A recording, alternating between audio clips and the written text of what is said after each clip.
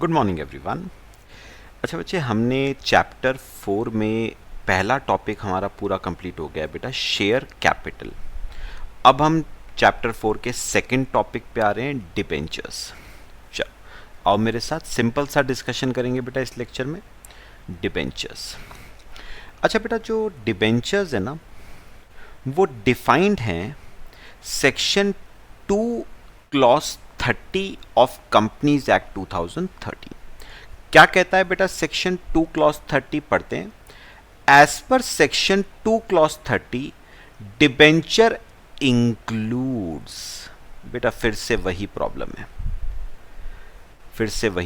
है, आपको companies act ने एग्जैक्टली ये नहीं बताया है बेटा डिबेंचर्स होते क्या हैं, what are debentures, what do you mean by debentures, ये नहीं बताया है बेटा, बल्कि ये बताया है कि डिबेंचर्स में आता क्या क्या है, किस किस चीज को डिबेंचर्स माना जाएगा। मतलब this definition is an inclusive definition, है ना। अच्छा, अब क्या क्या आता है बेटा डिबेंचर्स में? देखो, डिबेंचर इंक्लूड्स डिबेंचर स्टॉक। चलो आप मुझे अपने आप बता सकते हो बेटा, अब पढ़ा हुआ है आपने। डिबेंचर्स में और डिबेंचर स्टॉक में बेटा क्या डिफरेंस है? डिबेंचर में और डिबेंचर स्टॉक में क्या डिफरेंस है बेटा? डिबेंचर मतलब 1 यूनिट, डिबेंचर मतलब 1 यूनिट, एक यूनिट को हम क्या कहते हैं? डिबेंचर। एक यूनिट को हम क्या कहते हैं? Debenture. But debenture stock includes, debenture stock is a collection, debenture stock is a group, debenture stock is a combination of many debentures. तो बहुत सारे डिबेंचर्स को मिला के क्या बनता है? डिबेंचर स्टॉक बनता है बेटा। तो debenture stock is a collection of, collection कह लो, ग्रुप कह लो, कॉम्बिनेशन कह लो, कलेक्शन ऑफ सेवरल डिबेंचर्स। और बेटा याद रखना, डिबेंचर स्टॉक, स्टॉक जो होता है that is never expressed in number of debentures, it is expressed in lump sum amount. 10 lakh रुपए का स्टॉक, 50 लाख रुपए का स्टॉक हमेशा अमाउंट में बोला जाता है, नंबर में कभी नहीं बोला जाता है। पढ़ चुके हैं बेटा, है ना। डिबेंचर मतलब सिंगल यूनिट, जबकि डिबेंचर स्टॉक मतलब collection of several debentures is known as debenture stock and it is always expressed in 1 lump sum amount. तो बेटा याद रखना, डेफिनेशन के हिसाब से डिबेंचर स्टॉक को भी डिबेंचर ही माना गया है। मतलब जो रूल्स डिबेंचर्स पे अप्लाई होते हैं, जो प्रोविजंस डिबेंचर्स पे अप्लाई होते हैं, वही सारे प्रोविजंस डिबेंचर स्टॉक पे भी अप्लाई होंगे। ठीक है बेटा। और क्या आता है डिबेंचर्स में? बॉन्ड्स। ठीक है, बॉन्ड्स भी हमारे डिबेंचर्स का पार्ट है। और any other instrument of a company evidencing a debt। बेटा उन्होंने पता है क्या कहा? कोई भी ऐसा इंस्ट्रूमेंट जो शो करे कि कंपनी ने डेट लिया है, will be included in the term debentures. मैंने क्या कहा बेटा? उन्होंने कहा कोई भी ऐसा इंस्ट्रूमेंट जो कंपनी ने इशू करा है और वो रिप्रेजेंट करता है कि कंपनी ने डेट लिया है, will be included in the word debentures. यानी बेटा सिंपल वर्ड्स में मुझे डिबेंचर्स का मतलब समझ आ गया। इस लाइन से बेटा मुझे डिबेंचर का मतलब समझ आ गया। इस लाइन से बेटा मुझे डिबेंचर्स का मतलब समझ आ गया। डिबेंचर्स का मतलब है debt. Debenture represents debt, debt बोले तो लोन। तो कोई भी इंस्ट्रूमेंट बेटा जो ये शो कर दे, जो ये प्रूफ कर दे कि कंपनी ने लोन लिया है, डेट लिया है, will be included in the term debentures. Point clear?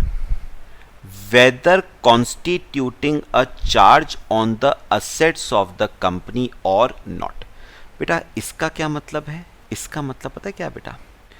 उससे फर्क नहीं पड़ता कि वो सिक्योर्ड है या अनसिक्योर्ड है, इससे फर्क नहीं पड़ता क्या कोई प्रॉपर्टी प्लेज करी गई है, कंपनी ने अपनी कोई प्रॉपर्टी उस लोन के बदले प्लेज करी है या नहीं करी, कंपनी ने अपनी कोई प्रॉपर्टी मॉर्टगेज करी है या नहीं करी, इससे फर्क नहीं पड़ता है, उसे डिबेंचर माना जाएगा। तो वेदर सिक्योर्ड और अनसिक्योर्ड, वेदर सिक्योर्ड और अनसिक्योर्ड। बेटा एक एक वर्ड का मतलब क्लियर हुआ है, ठीक है? लेकिन बेटा उन्होंने एक बात और कही है, उन्होंने कहा है दो चीजों को डिबेंचर्स नहीं माना जाएगा, ये ए और बी पॉइंट, इन दो चीजों को डिबेंचर्स नहीं माना जाएगा, although they represent a debt, but उन्हें डिबेंचर्स नहीं माना जाएगा। कौन कौन से वो? The instruments referred to in chapter 3D of RBI act 1934, आपको ज्यादा डिटेल में जाने की जरूरत नहीं है। Such other instruments as may be prescribed by central government in consultation with RBI issued by a company shall not be treated as debentures. तो इन दो को छोड़ के बाकी जो भी इंस्ट्रूमेंट है विच एविडेंसेस अ डेट, मतलब जो रिप्रेजेंट करता है कि कंपनी ने लोन लिया है, will be considered as debentures as per section 2 clause 30। ठीक है बेटा, ये तो हो गए डिबेंचर्स का डेफिनेशन। अब कुछ फीचर्स देख लेते हैं बेटा। Features of debentures: a debenture is the smallest unit of a sizeable amount of loan. तो ठीक है बेटा, बहुत बड़ा लोन है, कंपनी ने 1 करोड़ रुपए का लोन लिया है, बट ये देखो ना बेटा, this 1 crore is divided into many units. ये 1 करोड़ का एक यूनिट नहीं है, 1 करोड़ में काफी सारे यूनिट्स हैं, छोटे छोटे अमाउंट के। जैसे बेटा ऐसा नहीं होता है, जैसे देखो कंपनी ने कितने रुपए का लोन लिया है? 1 करोड़ रुपए का। तो कंपनी ने डिबेंचर्स इश्यू करे 1 लाख डिबेंचर्स ऑफ ₹100 ईच। तो कितने रुपए का डिबेंचर हो गए? 1 करोड़ के डिबेंचर हो गए। तो बेटा बताओ, this 1 crore is divided into 1 lakh units, और हर यूनिट कितने रुपए का है बेटा?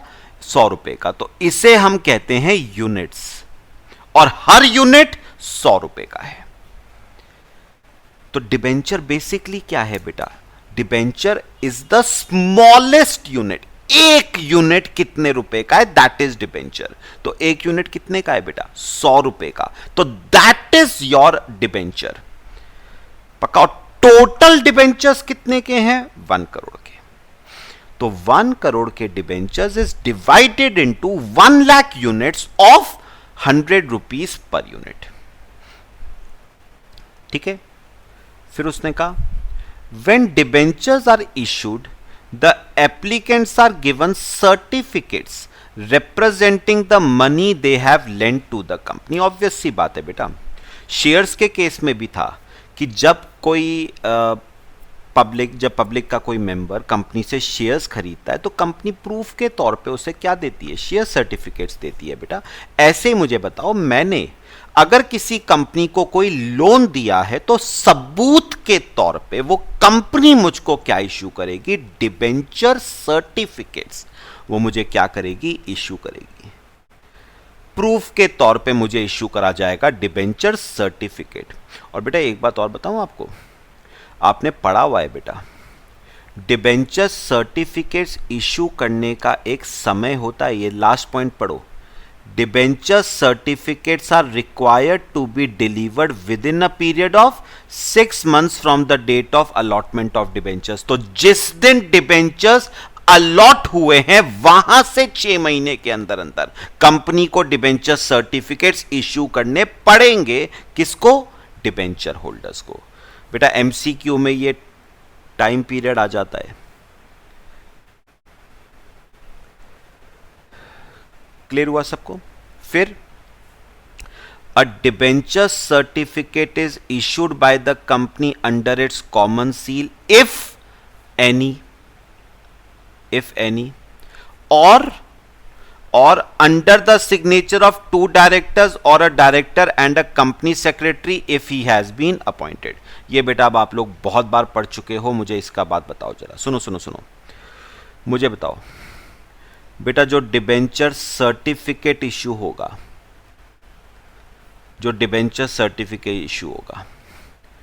बेटा अगर तो कंपनी के पास कॉमन सील है, अगर मैं शॉर्ट में लिख रहा हूं, अगर कंपनी के पास कॉमन सील है तो बेटा सर्टिफिकेट के ऊपर आपको कॉमन सील लगानी पड़ेगी। अगर कॉमन सील है तो आपको कॉमन सील ही लगानी पड़ेगी। लेकिन अगर कॉमन सील नहीं है, बेटा ऑप्शनल हो चुका है अब कॉमन सील को रखना। कॉमन सील अगर नहीं है तो फिर देखने वाली बात क्या है, क्या कंपनी में कंपनी सेक्रेटरी है या नहीं। मैं यहां पर पूरा लिख देता हूं, कंफ्यूज मत करना बेटा। कॉमन सील है, ठीक है, और कॉमन सील नहीं है।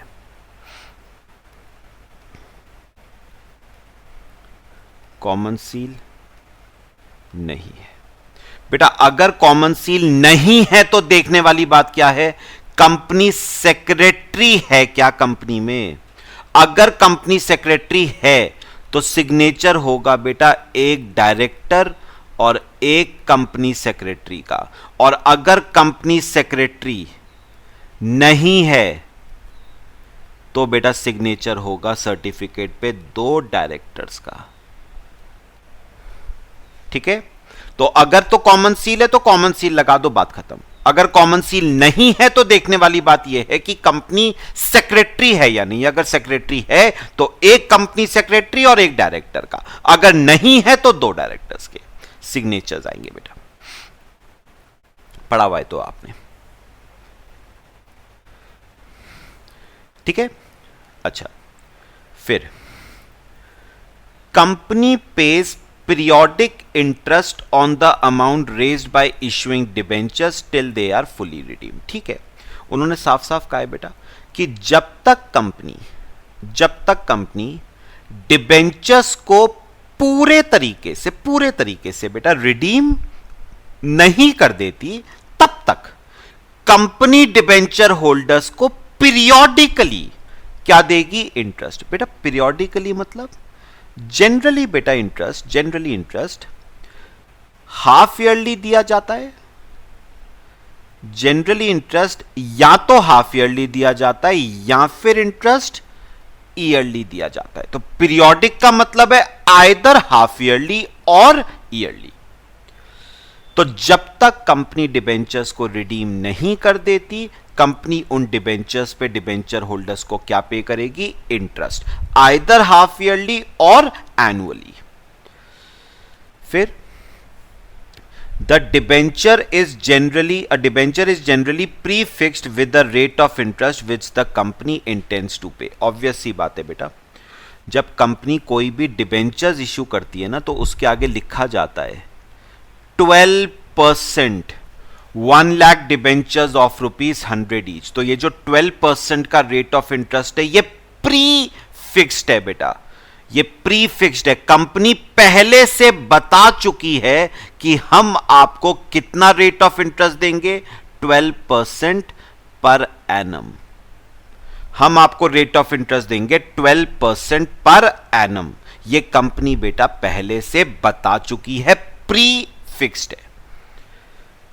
ठीक है, फिर voting rights are not available in case of debentures since section 71 clause 2, आगे पढ़ेंगे बेटा, clearly states that no company shall issue any debentures carrying voting rights. बेटा एक बात का याद रखना, वोटिंग राइट्स जो होते हैं ना, वो सिर्फ और सिर्फ इक्विटी शेयर होल्डर्स के पास होते हैं। ठीक है, हां आपने पढ़ा हुआ है बेटा, प्रेफरेंस शेयर होल्डर्स के पास भी वोटिंग राइट्स होते हैं कुछ स्पेसिफिक केसेस में, बट डिबेंचर होल्डर्स के पास वोटिंग राइट्स नहीं होते हैं। तो मैं इसको अगर बनाना चाहूं तो मैं इसको ऐसे बना देता हूं बेटा, थोड़ा सा एक चार्ट बना लो।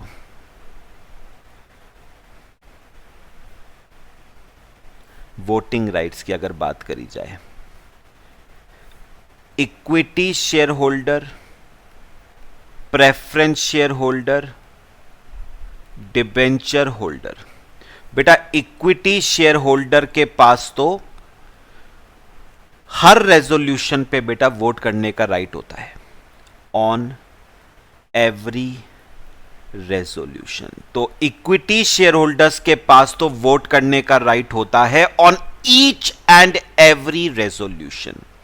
बेटा प्रेफरेंस शेयर होल्डर्स के पास वोट करने का राइट वैसे नहीं होता है, बट कुछ स्पेसिफिक केसेस में इनके पास भी होता है, ओनली इन स्पेसिफिक केसेस इनके पास भी वोट करने का राइट होता है। ठीक है, और डिबेंचर होल्डर्स के पास बेटा वोटिंग राइट्स नहीं होते हैं। डिबेंचर होल्डर्स के पास नो वोटिंग राइट्स। कॉपी कर लो बेटा इसे।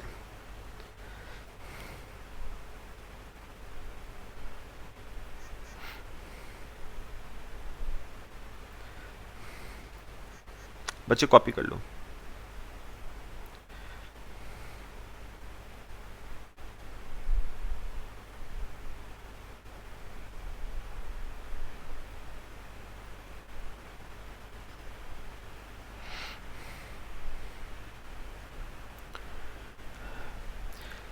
क्लियर हुआ बेटा सबको? तो याद रखना, इक्विटी शेयर होल्डर्स के पास तो वोटिंग राइट होता है on each and every resolution. ठीक है, प्रेफरेंस शेयर होल्डर्स के पास वोटिंग राइट्स होता है कुछ स्पेसिफिक केसेस में, आपने पढ़ा हुआ है बेटा, मैंने करवाया हुआ है आपको। और डिबेंचर होल्डर्स के पास बेटा वोटिंग राइट्स अवेलेबल नहीं होते हैं। आगे हम पढ़ेंगे बेटा सेक्शन 71, उसका देखो क्लॉज 2 भी कहता है, सेक्शन 71 क्लॉज 2 कहता है बेटा, यह है 71 क्लॉज 2, यह आपको कहता है नो डिबेंचर्स शैल कैरी एनी वोटिंग राइट्स। तो बेटा कंपनीज एक्ट स्पेसिफिकली प्रोहिबिट कर रहा है कि किसी भी डिबेंचर होल्डर्स को वोट करने का राइट नहीं दिया जाएगा। ठीक है, फिर अगला, अ debenture is in the nature of a movable property. Shares की तरह बेटा डिबेंचर्स भी क्या होते हैं? मूवेबल होते हैं, और क्योंकि मूवेबल है they are transferable as per the provisions of articles of association. ठीक है, फिर a debenture may be secured और अनसिक्योर्ड, ऊपर पढ़ चुके हैं बेटा सेक्शन 2 क्लॉज 30 में।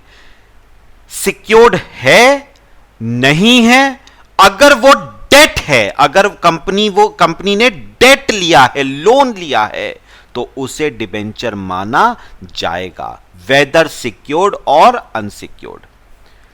इन case of secured debentures a charge is created on the assets of the company in favour of debenture trustee. ये मैं बेटा आपसे बाद में डिस्कस करूंगा, कौन होते हैं डिबेंचर ट्रस्टीज, ये मैं आपसे बाद में बात करूंगा इसकी। पहले बताओ यहां तक समझ आ रहा है? पक्का? अच्छा, अगला, as per the terms of issue they may be redeemed at the end of full term और इन इंस्टॉलमेंट्स। मैं आपको अभी समझाता हूं बेटा, मैं अभी समझाता हूं। जैसे बेटा मेरी एक बात सुनो, अभी हमने डिस्कस किया था कि कंपनी ने डिबेंचर्स इशू करे, 12% डिबेंचर्स इशू करे, 12% डिबेंचर्स इशू करे, कितने के? रुपीस 1 करोड़ के, ऑफ रुपीस 100 ईच, है ना। अब सपोज बेटा, ये जो डिबेंचर्स हैं they are redeemable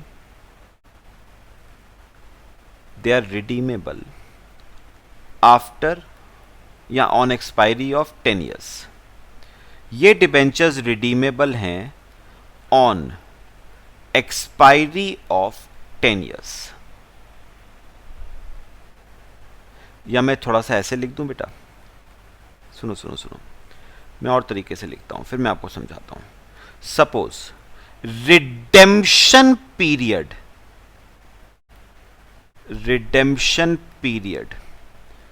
in debentures का है 10 साल।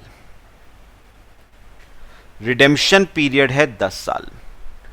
बेटा अपना एक बात याद रखना, डिबेंचर्स को रिडीम करने के 2 तरीके हैं। शायद आपको याद आए, सीए फाउंडेशन में मैंने आपसे यह बात डिस्कस करी है बेटा।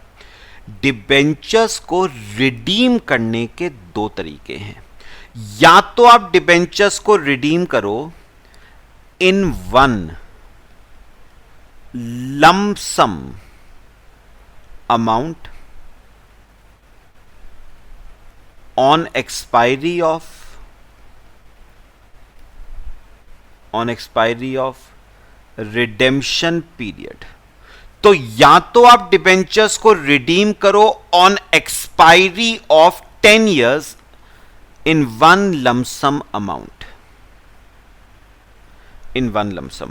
या फिर आप डिबेंचर्स को रिडीम करो इन इंस्टॉलमेंट्स। क्या डिफरेंस है मैं अभी समझाता हूं बेटा। जिसे हम कहते हैं by annual drawings,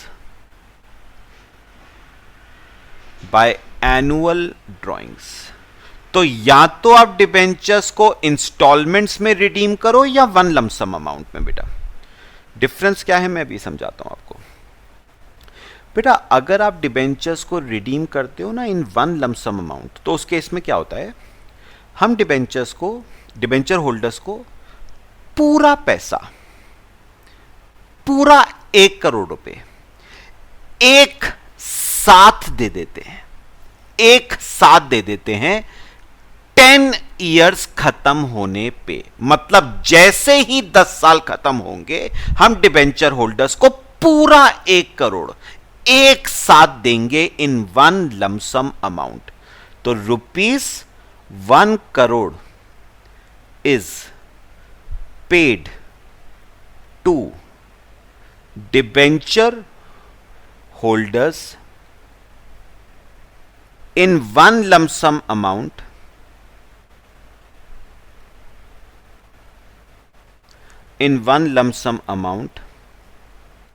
on expiry of 10 years। तो जैसे ही 10 साल का पीरियड खत्म होगा बेटा, पूरा 1 करोड़ एक साथ पे कर दिया जाता है डिबेंचर होल्डर्स को। यह है लमसम अमाउंट। और बेटा इंस्टॉलमेंट्स में तो आपको पता ही है, यहां पर हम 1 करोड़ रुपए एक साथ नहीं दे रहे हैं, बल्कि बेटा किश्तों में दे रहे हैं। तो कितने रुपए देने हैं, 1 करोड़। और रिडेम्पशन पीरियड कितना है, 10 साल। तो हर साल हम कितने रुपए पे ऑफ करेंगे, 10 लाख रुपीस हम हर साल क्या करेंगे, पे ऑफ। तो पहले साल 10 लाख, दूसरे साल, तीसरे साल, चौथे साल, 10वें साल तक हम 10-10 लाख रुपए हर साल उन्हें पे ऑफ करते जाएंगे। तो रिडेम्पशन करने के 2 तरीके हैं, या तो लमसम एक साथ कर दो या फिर किश्तों में करो। कॉपी कर लो।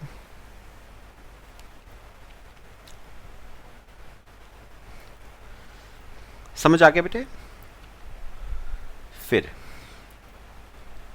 द टर्म्स ऑफ इशू में also provide for conversion of debentures eight maturity into equity shares at the option of debenture holders. तो उन्होंने कहा है कि कंपनी अगर चाहे तो कन्वर्टेबल डिबेंचर्स भी इशू कर सकती है डिबेंचर होल्डर्स को। मतलब कन्वर्टेबल डिबेंचर्स में बेटा आप डिबेंचर होल्डर्स को एक ऑप्शन देते हो कि फ्यूचर में अगर वो अपने डिबेंचर्स को इक्विटी शेयर्स में कन्वर्ट करना चाहते हैं तो वो कर सकते हैं। पॉइंट बताओ, क्लियर हुआ? ये कहां से पता चलेगा बेटा? टर्म्स ऑफ इश्यू से, अग्रीमेंट से पता चलेगा बेटा, जो आपके और डिबेंचर होल्डर्स के बीच में हुआ है, जो कंपनी और डिबेंचर होल्डर्स के बीच में जो अग्रीमेंट हुआ है ना, वहां से पता चलेगा कि डिबेंचर्स जो कंपनी ने इश्यू करे हैं वो कन्वर्टेबल हैं या नॉन कन्वर्टेबल है। लो बेटा, ये आपके हो गए फीचर्स ऑफ डिबेंचर्स।